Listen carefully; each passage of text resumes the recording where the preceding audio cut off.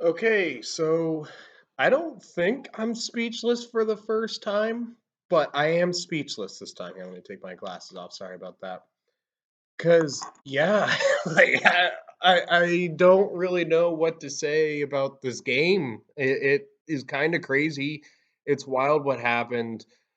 I have the Oilers game on after this. Obviously, if you guys know, if you watch Corky's Corner, which unfortunately is a series that had to end because my dad doesn't like talking about the NHL that way anymore.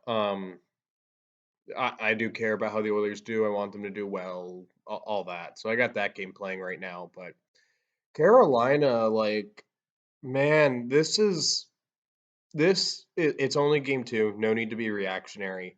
But I remember over the course of the first and second period, I'm like, how I've seen the Canes lose in a playoff game before. This is like how the Hurricanes lose playoff games. They get shots, they dominate the offensive zone, but they constantly hit the shin pads. And then when they do hit the shin pads, a really good goalie, whether it's Varlamov, it hasn't been one of those goalies, but a goalie on the par of Varlamov, a goalie on the par of, Shesterkin.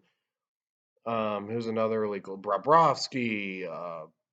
Who did they lose to in 2020? I don't, Rask. Like same thing, there where they get goalied in a game. Like I didn't think Carolina was going to lose the series or anything. I wasn't that reactionary, but it was a case of like they came out in the first period. They were slow again. It was so annoying when they were so slow. I'm actually getting annoyed just talking about it. It doesn't feel like I'm talking about a Hurricanes win, but they made the same mistake they made in game one. They weren't ready to play, and the excuse of it's your first game playing that matters in a while doesn't matter because of that. And they were the better team, but Islanders were staying in it, and they scored on their scoring chances, and Carolina was hitting shin pads and getting goalied and not getting scoring chances. And they got better as the game went on, but that path continued in the playoffs. They weren't scoring on the power play until they did. Jarvis gets a power play goal. Um, like that.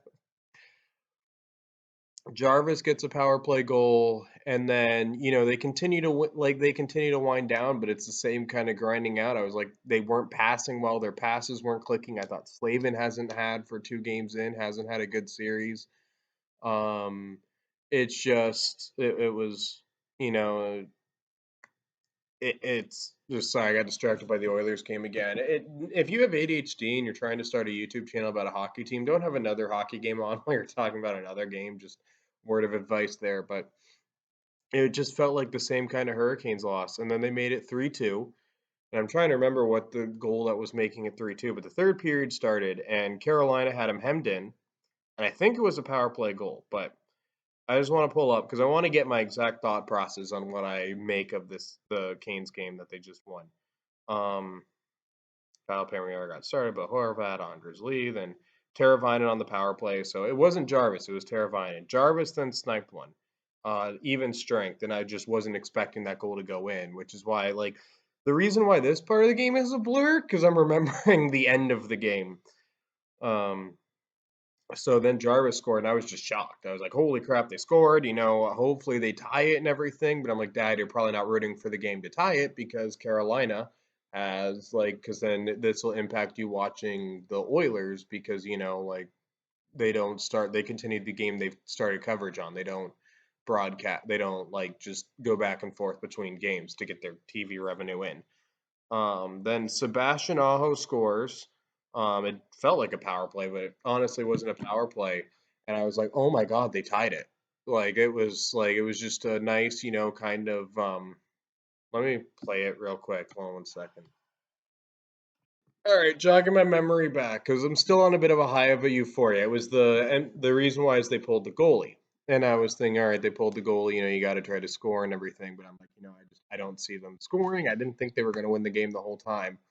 And then the scorer scored. Aho, I thought had a terrible game up to that point. Just was making like a lot of the passes where I was like, what's happening? These aren't clicking. And pass the shorthanded goal breakaway. Another pass where I'm like, Aho, what are you doing? Like him and Jarvis weren't really clicking, even though Jarvis ended up having a good game.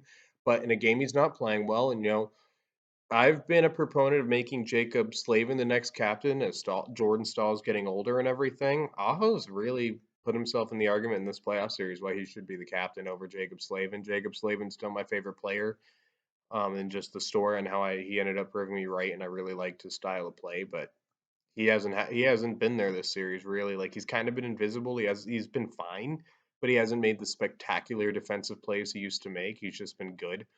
Um, which is he's still an elite defensive defenseman, but like there's just something missing there in the first two games. I think it's because Burns, like he didn't have a good game the first two periods, I guess. But anyway, the score: Svechnikov, Gensel, Aho, the three big forwards of this team now. They get the job done. Aho puts the puck in the net, and the Canes tie it. And I'm cheering. And this is where I was like, okay, Carolina's probably going to win. And then Martinuk with the goal of the playoffs. Goal. I haven't watched all the games this season. Watched less than half of them. Maybe only like 15. I watched quite a few at the end, quite a few at the beginning. But from what I saw, goal of the playoffs. Comes in on the forecheck, effectively gets it, tricks the goalie because the goalie wasn't expecting him to win the battle that clean, puts it in the net, and Carolina has the lead.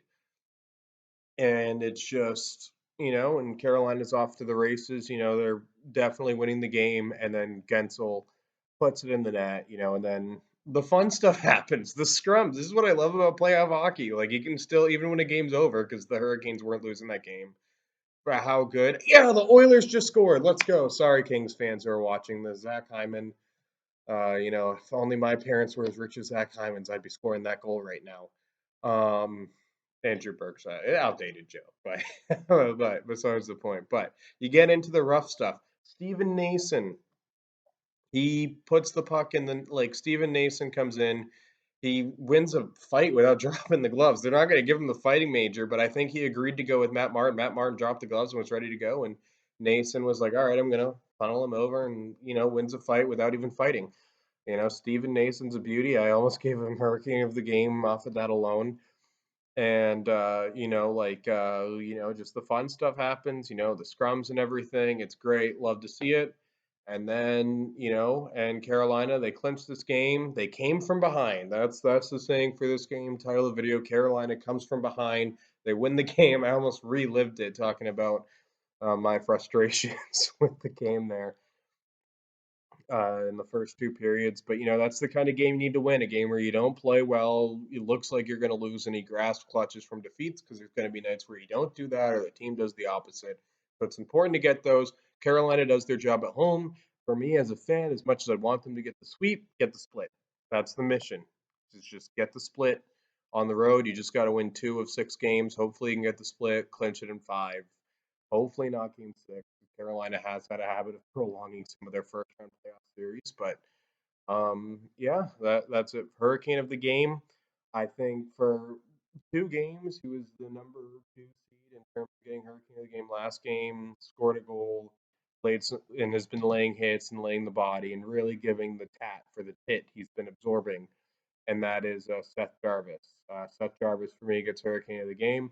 That's it for this one. 2 down, 14 to go. See you guys next.